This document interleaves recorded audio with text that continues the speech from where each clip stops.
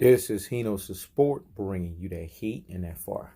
So we in beanie mode. So when we in beanie mode, it's time to either murk. Everybody understands what beanie mode means. That's military mode for Hino's Sport. The beanie mode lets you know the level of severity of why folks got to get ethered and murked. Who's getting ethered and murked? It's the Pandering Narratives Coalition. This is the first volume of the anthology series of Panderers and beta male or beta boy boxers, volume 1. Here's the thing. People need to understand. When you sit here and you prop up an Anthony Joshua over Deontay Wilder, it tells me everything I need to know about you. Anthony Joshua is a little mouse, like Deontay Wilder basically lets you know.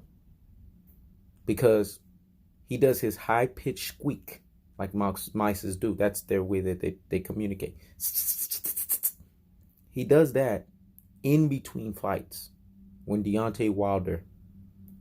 No, he does that, during fights when Deontay Wilder's fighting.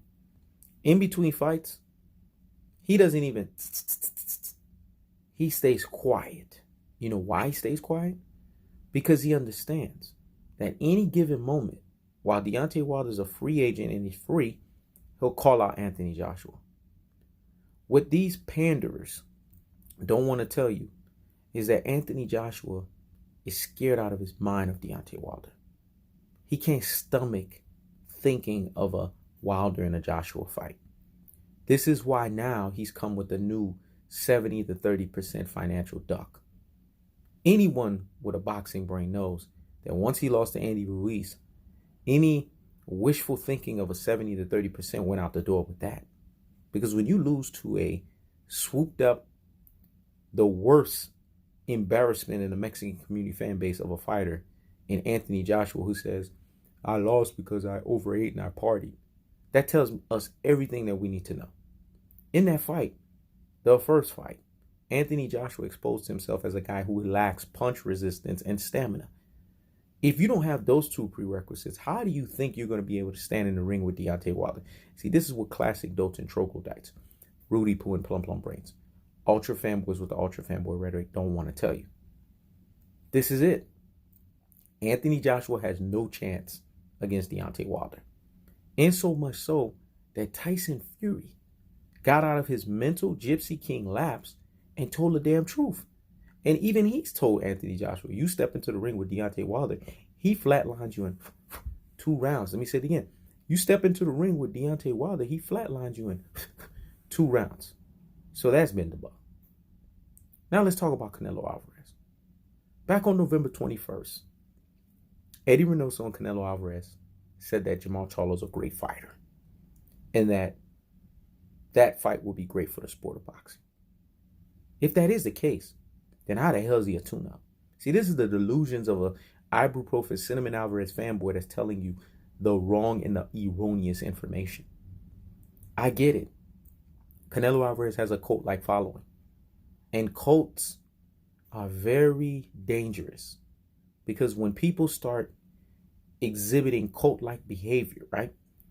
What ends up happening is their brain full of mush and their brainwashisms are so far and so gone and removed that they don't understand reality. They don't understand what's real. Everyone who has sense knows that the supply and the demand for Jermall Charlo versus Canelo Alvarez is there. It's damn near the biggest fight in the middleweight division. Eddie Reynoso and Canelo Alvarez called Jermall Charlo a great fighter and said that he would be a great fight for the sport of boxing. That's everything that you need to know. So, once again, if they view him as a super fight, and Cinnamon Alvarez fanboys, aka cult-like followers, review him as a tune-up, who are you going to listen to? The goat's mouth or the sheep? Let me say it again. The goat's mouth or the sheep? I think I'm going to listen to the goat's mouth. Again, debunked, ethered, and murked. Because we keeping the foot on the what? On the necks. We keeping the foot on the what? On the necks. Now let's get on to the last one. Earl the Truth Spence and Terrence Bull Crawford. How the heck is Earl the Truth Spence ducking Terrence Bull Crawford when he told him back in November of 2018, I'm going to clean my side of the street up, you clean your side of the street up? Did you guys fundamentally understand what that meant? That meant that Earl the True Spence was basically trying to say, do everything that you're supposed to do to help promote and build this super fight, while I do everything that I'm supposed to do to help build, promote, and build the super fight. That's what's supposed to happen. This is supposed to be a super fight, right? Earl the True Spence is supposed to look at Terence Bud Crawford as his rival. But how can he sit there and look at him as his rival when his rival doesn't even want to take on rival-worthy opponents, i.e. Sean Porter? Sean Porter just came out the other day and said, come out and party and let's fight. Let me say it again. Come out and party and let's fight. So clearly, it took Kenny Porter's 4 public displays and Sean Porter's 1, which equals to 5 Porter instances where they've had gone into public to talk about the Terence Bud Crawford fight. But we know Terence Bud Crawford, Bo Mack, and Bob Arum don't want no parts of that fight. And the sad part about it is Bud Man fans, a.k.a. Terence Bud Crawford fanboy man crushers, they've already revealed themselves as not keeping that same energy. Because they're also the same ones that said, yeah, if Crawford don't take the fight, then he's ducking Sean Porter. They don't even believe in their own pandering narratives. This is why I'm wondering why this classic dote and this troglodytisms, Rudy Poo and Plum Plum Brainsism, ultra fanboy with the ultra fanboy rhetoricisms exist. Because you guys can't be that brain full of mush and brainwashed dodo heads that even the guys that are trying to masterfully dupe you through pandering narratives don't even believe in what they say, and you still believe in it. Terence Bud Crawford is a chihuahua barking behind the damn fence. He's blatantly and clearly ducking Sean Porter because he understands that that fight will expose him in so many variations, so many forms, and so many facets as a guy that lacks punch resistance and a guy that doesn't have stamina. He has actually the same issues that Anthony Joshua have because they both chinny chin chin. We know this because of the Gamboa fight. Gamboa turned Terence Bud Crawford from a bow-legged individual into a straight-legged individual. These are facts. Because I keeps the foot on the what? On the necks. I keeps the foot on the what? On the necks. And like the Tibetan mastiff that I am, I apply what? Unlimited pressure. Because pressure does what? It bursts his pipes. If Terence Bud Crawford does not accept the Sean Porter fight, this will be a black hole on his boxing career. It will prove to me that he is a chihuahua barking behind the damn fence, 140-pounder overblown variation masquerading as a 147-pounder. That's the truth of the fact of the matter. Now let's get on to the last one. Mikey Garcia.